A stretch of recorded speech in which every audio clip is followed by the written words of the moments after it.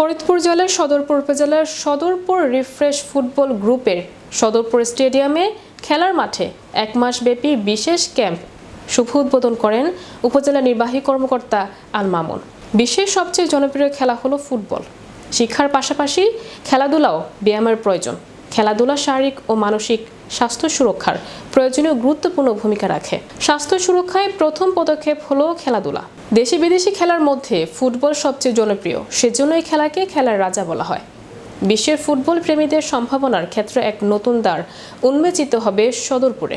সদরপুর উপজেলা নির্বাহী কর্মকর্তা আল মামুন 1 মাসের নতুন প্রশিক্ষণ কর্মশালার মাধ্যমে খেলার কলাকৌশল নতুন ফুটবলের আয়ত্তের অনুকরণে ধাবিত হবে। মানুষের সুস্থ শরীর ও মন গঠনের জন্য খেলাধুলার গুরুত্ব অপরিসীম।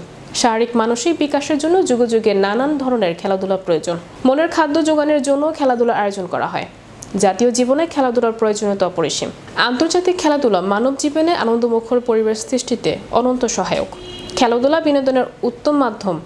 জাতীয় জীবনে বিনোদন হিসেবে খেলাধুলার কোনো বিকল্প নেই।